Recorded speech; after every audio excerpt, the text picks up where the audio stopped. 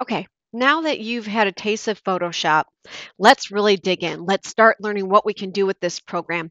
The very first big unit we have here is on photo restoration. So if you have not already, or should be shortly here, make sure that you've gone through this slide presentation here, which is a little bit of background on Photoshop. There's a video that'll be attached for slides if you're not present in class. Otherwise, if you're in class, Mrs. Shore will be taking you through a little bit of background and history on Photoshop and what you need to know about file types, some basic tech kind of things you need to know to be able to use this program effectively. The slide that's going to be most important for you guys here is this one here, the 8 steps in photo restoration. The video that you're watching and going to be following along with today is going to go through these 8 basic steps with one little caveat in here. There's one that we're actually going to wait on, and you'll do that in some later video lessons here. But for the most part, we're going through these 8 steps, and it's really important to remember that you want to go through these in order, 1 through 8. And that's the order that I'm going to take you through, and I'll keep referring back to this slide. So again, the slide is there for you. So once you're done with this video lesson, you will be restoring and repairing one of your own pictures. So if you haven't already, make sure that you locate an image that you want to clean up. You can use a picture that's on your phone or on your computer, wherever. You just need to make sure that you share that with Mrs. Shore so everything's ready to go. You can email it to her. That's probably going to be the easiest way. Or you can even upload it to Google Classroom. All right, so let's get started. Let's go to Photoshop here. And we're going to open up the appropriate file that we need for this to follow along. So we're going to go to File, Open, this PC. You're going to go down to Courses. Hopefully this is starting to get a little bit easier for you. Art, Computer Graphic Lessons, and then Photoshop Lessons. In here, there should be a folder called Photo Restoration. And they're going to open up the first 2 files, so the 02 end and 02 start. So you're going to start by clicking on the first one just one time, holding down Control and clicking on that start. And we're going to click Open. So this is the first time we're actually opening up multiple files in here for the explicit purpose of comparing and contrasting. So I want to drag, I'm going to click and drag on the title bar up at the top on both of those. So now that they're free floating, okay? And I'm going to want to keep the end file open for a little bit here so you can kind of see what we're going to be doing. So this is where we're going. This is where we're starting. So some of the things you notice is, well, it's a scanned in photo. It's crooked. We've got to crop it. We got all this white space. Hopefully you can notice there's what's called a color cast, which is this weird purpley kind of color that's cast all of it. It's kind of a dull image. So we're going to crisp all of those things up. So a couple things to remember. Again, photo restoration is the nuts and bolts in Photoshop. That's what it was originally created for. We do a lot with it now, but originally that's what you did. And you're just cleaning up an image. Okay, you could never make an image perfect, but you're trying to improve upon it and you're trying to do it in a way that's believable. So the trick here is to do all of these things, but to do it with some finesse, a light hand, because you don't want it to look photoshopped. You want it to look like it was just a really good, high quality photo that hasn't been monkeyed with, and that's hard to do. One thing that you need to keep in mind, though, is that Photoshop will fix a lot of imperfections in a photo. The one thing it will not fix is super blurry. Really blurry images, just you cannot improve. I know in CSI and all those crazy cool crime dramas on TV, they'll show in a computer lab where they have this really grainy photo and they run a filter on it, and all of a sudden everything becomes perfectly clear. That's just not true. That is complete fiction. You can improve the quality slightly, but you can't take something that's completely blurry, like say a license plate, and all of a sudden the letters are there. That doesn't happen. However, you can bring out things that are in shadow, which is kind of cool, and we're going to do that a little bit today. Okay, so if you want to keep the start file open, you can, or you can just minimize it like I'm going to do here. And step number 1, and I'm going to, like I said, I'm going to keep referring back to this. So step number 1, duplicate that image. You guys will almost always have to do that when you're working through a lesson because this is mine. You can't save over it. Okay, I'm going to minimize that. So to save a copy, we're going to go to File, Save As, this PC. You're going to navigate to your folder. You should have created a computer graphics folder, and hopefully you created a lessons folder. It just makes things easier. we're going to call this file lesson 2. Okay, so we've saved a copy. Notice up here, the file name has now changed to lesson 2. It's no longer that lesson 02 start. Going back to my slide, what's my second step? Second step says check the scan quality and make sure the resolution is set to 200 dpi or higher. Remember, if you're going to print something out, you want it set at least 200 or higher. If you're going to just put it on the internet, 72 or 96 is fine. Another thing to think about in Photoshop is that you can't increase resolution. You can decrease it, but you can't really increase it. So we're going to go to image, image size. So this is how you check it. So I'm going to move this over. This tells me my document size and the resolution. I'm at 203. That's fine. If you might ask, well, I've downloaded something from the internet. It's only 72. I want to use it and print it and make it 200. You really can't. I mean, manually, you could increase it here. So I could increase this to 300. Don't do that, but I'm just showing you. But it really isn't going to improve the quality. It's not going to improve the size. What it's going to do is if I blow it up, then it's just going to pixelate. Okay? I'm going to edit and undo that. So we've checked that size. So again, image, image size. That's how you can check your proportions, all of that. This is your document size here. All right. So let's double check again. There we go. We checked, is it 200 or higher? Yes, it is. So going back to if it's a lower resolution and you want it, and it was a scan, you can just rescan it again. When you scan it in a scanner bed, you would just change that resolution. Okay, number 3, crop and or straighten the final image. Okay. Now we're starting to do some stuff here, guys. All right, so we need the crop tool. We're going to grab the crop tools over here to the left. It looks like 2 right angles overlapping. When you click on that, it should activate this bounding box that's around the side. I like to start in the middle at the top, but you can start whatever you want. As soon as you click, you'll get those crosshairs. I'm going to move it in so it's about where I think it's going to need to be. Don't worry, because we have to rotate this. Okay. So notice I still have some white. I've got to rotate this box. In order to rotate the box, or actually more importantly, rotate the photo underneath so that it fits in the box, I'm going to let my cursor hover out here in the gray space. You should get a double-headed arrow. Click and drag the photo the angle that you need it to be, and then you might need to resize it again. I don't care if you cut a little bit of the photo off, that's fine. Like you can see here, I've cut a little bit off. I just don't want you to leave any of the white. When you are happy with it, you can commit the crop one of 2 ways. You can either hit enter, the enter key, or you can click here, which is the commit edits. Okay, so go ahead and stop the video. Try that now. All right, so let's go back to our slide presentation again. So we just cropped it. Awesome. Number 4, and remember, you want to do these in order. Number 4 says you're going to repair flaws in the photo. What that means is if there was like maybe a rip in the photo or some little discoloration or an X that you want to get rid of, this is when you would do it. Now, we're not going to do those techniques yet. You're going to do those in the next few videos. That's called cloning, okay? We're going to go through the rest of this stuff though, okay? But no, when you start your project, you would need to do your cloning right after you start cropping, okay? So you crop, then you clone. But we're going to skip it for right now. Now we're on to number 5. Adjust the overall contrast and tonal range. Tonal range means the darks and lights, or the levels of brightness. I'm going to show you several different ways to do that. So I just want you to kind of pay attention. I want you to follow along. We're going to be doing a lot of edit undoing here, or Control Z and going back one step. So you tried a bunch of different ways. So everything, for the most part, going forward, it's going to be under the image adjustment commands. I'm going to drag this up so we have full screen here. I'm going to zoom in just a little bit. Okay, just because I want to. So image adjustments. When you are in photo restoration, almost everything is under image adjustments. We are adjusting the colors. We are adjusting the levels. Okay, so remember, tonal balance. So the lights and darks.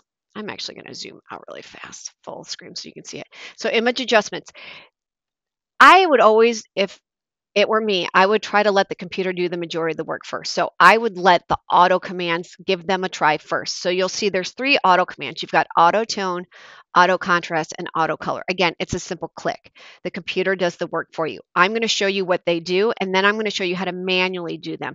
Follow along, practice. Okay, so for levels, we're going to fix levels first. So first thing I would do is try auto tone. I'm just going to click on it. And you should see now it got a little bit lighter in some areas. Sometimes it works really well. Autotone works well. Sometimes it doesn't. We're going to Control Z that or go to Edit, Undo. Now I'm going to show you how to manually do it. Again, there's a couple of ways you can even manually do it. So all of the manual, think of it like manual shifting in a car. You have more control or manual controls on your camera if you're a camera or photography buff. They're all over here.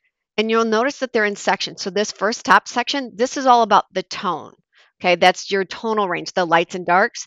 This next section is all about the colors. And that's really the only ones that we're going to deal with in here in this. So we're going to deal with lights and darks or the colors. So the first way I'm going to show you is you can click on brightness and contrast. And you can fiddle with your dials here.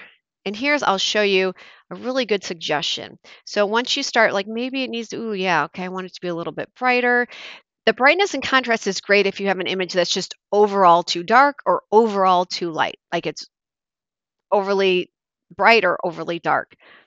If you want to see if it's working or not, the best way is over here under preview. See where that little, you got that box? If you so this is with the changes. If I click it off, that was before. This is after my changes. Before my changes, after my changes. So sometimes what I'll do is I'll kind of fine tune it in here and just check, am I making it better or worse? Is it better or worse?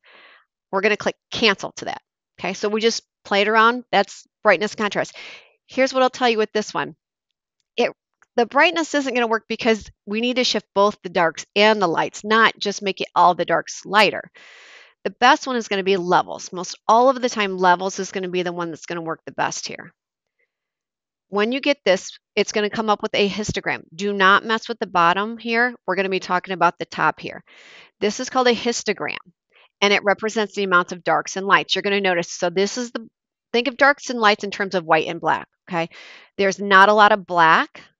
There's some fair amount of dark grays. Here's your mid grays, here's your light grays, and here's your whites.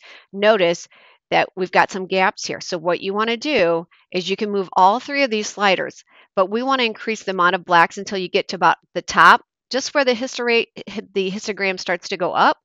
And we're going to pull the white in. You can see it because it's previewed. This is before, this is after. And then you may even have to move your grays. And this is where like it needs to get overall lighter or darker. Okay, so go ahead and try that. Try your levels. I'm going to click OK. So either auto tone or brightness contrast levels. We're fixing that.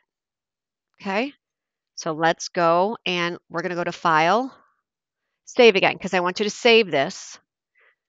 We've had a few steps in here. We've always you save every few minutes. All right, let's go back to our slide. We duplicated, we checked the resolution, we cropped it, we fixed the tone. Okay, that's the lights and darks. Now we got to start talking about color. So let's go back. So remember I said the auto options are probably going to be, for the most part, what most of us will use. I'll be honest, I don't hardly ever use auto contrast. You can play around with it. It's very similar to dealing with auto tone.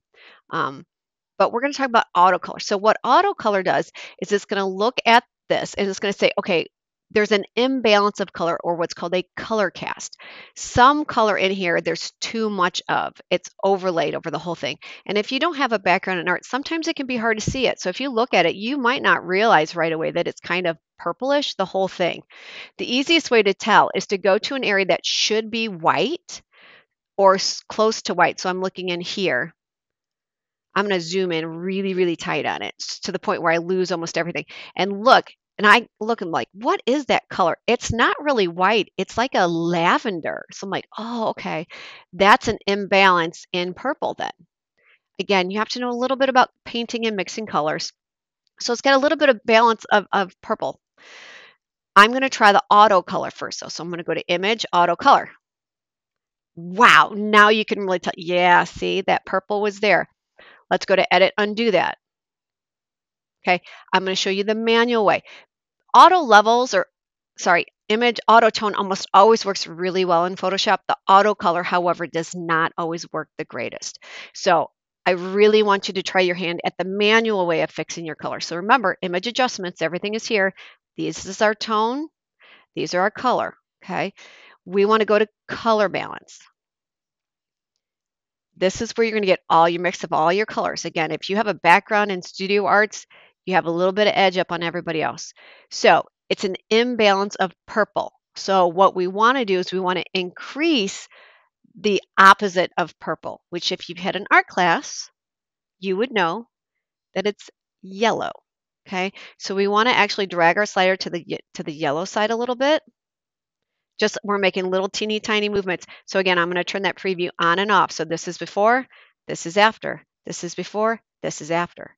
So anytime you have a color imbalance, you add the opposite. So if it's too purple, you add a little bit of yellow. If it's too red, you add a little bit of green. If it's too blue, you add a little bit of orange.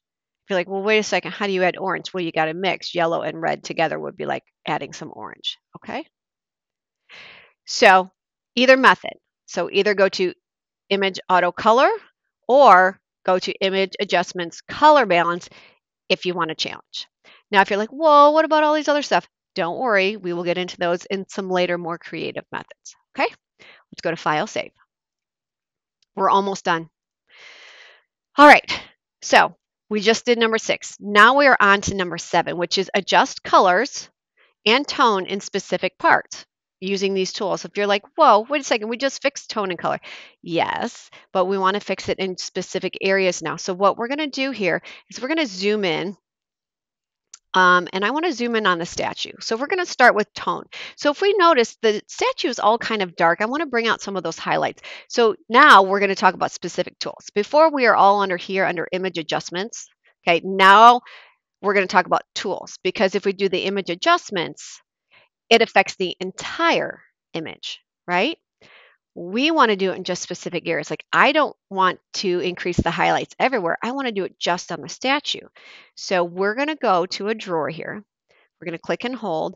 I'm not sure which one will be up on top. It depends on which one was used last on your computer. But in this drawer, you have something called the dodge, the burn, and the sponge tool. And we're going to go over all of those. Here's what you need to know. Dodge lightens, burn darkens, sponge tool will increase the color, its saturation. So we're going to click on the dodge tool. It works like a brush. So up here in the top left, you've got your brush size. So I can increase or decrease it. I want it just a little bit bigger. Well, let's go a little bit smaller than the actual statue. So I've got it set at 56 pixels. You can choose wherever you want to. And then you'll see that where it says range, you have to tell the computer, okay, so am I going to lighten the gray areas? Am I going to lighten the highlighted areas or am I going to lighten where the shadows are? And I want to keep it on midtones because it's the midtone areas. It's just a little bit too gray. And for the exposure, you want to start small. Okay, you want to slowly build that up because if you go too high, the exposure set too high, it's going to make changes way too fast. So I'm going to set it down around 16. And then I'm going to come and I'm going to brush across just a little bit so you can see how it brought those highlights out. If you want to, you can play around a little bit, but I'm going to show you what happens if you go too bright, too fast. It just gets really, really fake. Okay? You can go too bright, too fast. So play around with the dodge tool. Okay, we're going to stay on the statue here. We're going to increase the shadow. We're going to go to the burn tool because remember, burn darkens. Same size brush, or you can go a little bit smaller if you want to. We're going to focus on the shadow area. This works really well if you just need an area where you want to pop it out a little bit more. You want some nice contrast. So I'm going to set it to shadows. I want to darken my shadows. I'm going to take the exposure back down to like 10, somewhere between 10 to 20. And where my shadow work is, I'm just going to brush across a little bit. I'm just going to make those shadows just a little bit darker. I'm going to scroll down. I'm also going to do it on some of the tulips just so you can see it a little bit better. Just try it in a few areas. You can see it should make the areas that are a little bit darker or a little dark, a little bit darker. Okay, so you can kind of do that. I'm just doing little clicks at a time. Go to File, Save. All right, the last tool in this drawer is our sponge tool. Sponge tool has to do with saturation of color. So if I look at this tulip here, and let's zoom down here to this tulip. Let's say I want to make those reds pop. I want to make the yellow a little bit more saturated because right now it's just kind of a dull, pale yellow. Know that you can use this the same way that you did the dodge and the burn tool. So it works like a brush. The difference here is it has to do with color, and you have two options. You have desaturate, which is going to remove the color, and you have saturate, which is going to increase it. Again, you have a flow. I would always sit somewhere around like between 10 and 20. And we're going to set it to saturate because we want to increase the color. And I want you to just come across and brush across. And you can do it to more tulips if you want to. We're just going to increase the color. Okay, so stop the video and try that now. All right, I want to show you what happens if you go too saturated too fast or desaturated. So if I set it to desaturate, and I'm going to go to 100%, I'm going to do this really fast. Notice it takes the color out, and it's eventually going to get to black and white if I were to do it enough. That's what your desaturate does. Okay. While I'm in here, we're going to go to history. This is your history panel we've already learned about. Notice you can go back more than those 20 steps. Okay. If you need to, you can go all the way back to the beginning if you had to. Right. I'm going to show you in later ones, well, how do you go back more than 20? Because this panel only goes back 20. I'm going to show you how you can go back more than 20. But that'll be when we get into the cloning ones. Okay? So I'm going to leave that there. We've gone over the sponge tool. Go to File, Save. And then the last thing we're going to do when we're talking about specific colors is something that isn't necessarily in our slide presentation. Okay, we're adjusting specific colors, but this is kind of out of the realm, but it's a good place to show you how to replace a color. So in the tool, let me make sure I've got in the right one. There we go. Okay, so in the brush drawer, you should have a brush called Color Replacement Tool. I want you to click on that. Again, this is going to work just like the other tools. It acts like a brush, but instead what it does is it will take a color out and replace it with a new color. Before you start doing that though, you have to tell the computer, well, what color do you want to change it to? I'm going to change this yellow flower. I'm going to make it, let's make it a purple flower. So I'm going to click on my foreground color swatch and I'm going to pick a purplish color. Now I will tell most people they pick something way too saturated. I'm going to pick kind of like a duller purple, click OK. Now I've got my color. That's what it's going to replace it to. I'm going to come across here. I'm going to zoom in a little bit, actually. And now I'm going to take that brush and I'm going to brush across my tulip. Now here's the cool thing. See how it keeps all the definition in the flowers where the flower changes, the darks and lights? It's going to make it dark and light purple. If you're like, well, that purple doesn't match your purple. That purple's really dark. That's really light because it was a light yellow to begin with. It's going to take whatever value of that color and swap it out. So for instance, I'm going to come up here to this tulip. Again, I've got that dark purple. You're going to notice it looks darker. Why? Because the red that's in here was darker to begin with than that yellow was. And it's keeping all those shifts and changes of value, the darks and lights, it's just replacing the color. So it's much better than just grabbing, say, a regular paintbrush and painting over it. All right, so go ahead and try that. Grab your color replacement tool and replace the color of one or more of your tulips and go to File, Save. Let's check our slides again. We duplicated, we checked the resolution, we've cropped. For now, we have just skipped the repairing flaws. We'll go to that at another time. We have adjusted the tone. We have fixed the color. We've adjusted the color and tone in specific areas. And now we're to the last one, which is sharpen the overall focus. This is where you have to have a very slight hand because you can go crazy with this. We're going to go up to Filter, sharpen, unsharp mask. I know it sounds weird to go to unsharp mask, but that's what you're going to do. You're going to get a dialog box that pops open. Make sure your preview is checked so you can see the changes in the image window. I would not mess with your radius or threshold. I would leave those as the defaults. The more you go to the right, and you're going to see it's going to get real obnoxious. That looks completely fake. You just want to, just a little bit. You just want to tweak it, just crisp it up a little bit. So I'm turning that preview on and off. Move it up a little bit, on and off. A good place to look, you're like, I'm not seeing many changes. A really good place to look is right in here on that red tulip right in the center.